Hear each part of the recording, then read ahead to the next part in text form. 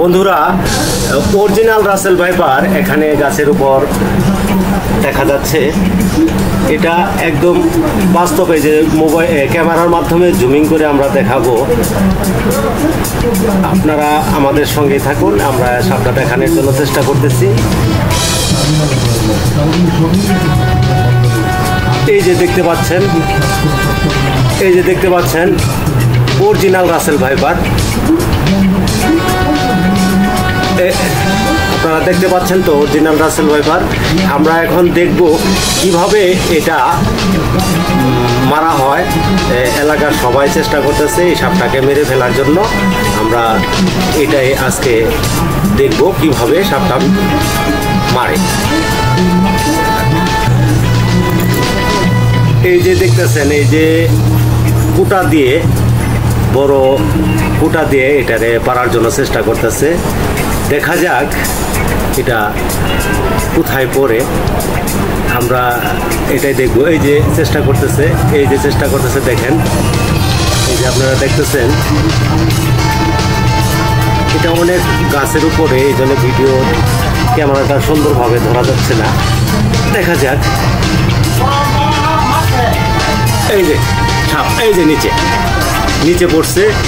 এই যে পাবলিকে পিটাইতেছে, এই যে দেখেন, আপনারা দেখতে পাচ্ছেন। এই যে সাপটা মুহূর্তের মধ্যে সবাই মিলে লাঠি দিয়ে পিটিয়ে মেরে ফেলল।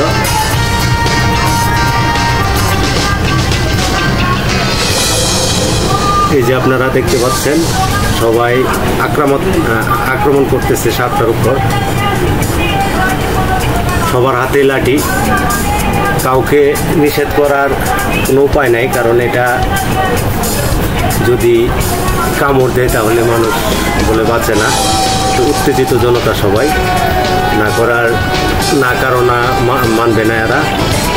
দেখা যাক, সাপটা এখন মৃত।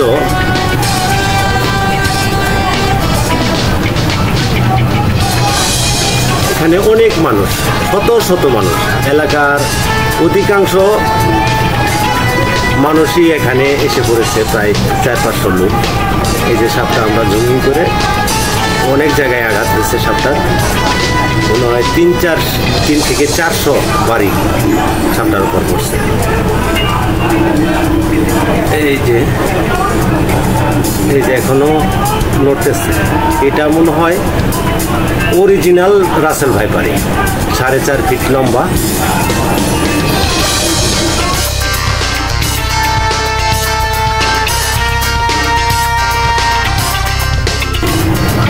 ভাইয়েরা, আমরা তো আসলে রাসেল ভাইপারকে চিনি না, তবে এটা দর্শকে সবাই বলতেছে যে এটা অরিজিনাল রাসেল ভাইপার। আর আমাদের তো বিশ্বাস করারই, আমাদের পাহাড়ে পাদদেশে, গারো পাহাড়ে পাদদেশে আমাদের বাড়ি। আমরা রাসেল ভাইপার থাকতেই পারে আমাদের এখানে। আমাদের গ্রামটা এটা রাসেল ভাইপারই, কারণ হলো আমাদের গ্রাম থেকে বর্ডার মাত্র 2 কিলো দূরে। আর এখানে একটা পাহাড়ি নদী আছে, রাসেল ভাইপারি। যেহেতু সবাই বলতেছে যে এটা রাসেল ভাইপার, এটা আমাদের গ্রামটা হচ্ছে শেরপুর জেলা ঝিনাইগাতি থানা থেকে 2 কিলোমিটার উত্তর দিকে নলকুড়া গ্রামে ইয়াকুব আলীর বাড়িতে এই রাসেল ভাইপারটা মারা পড়ল।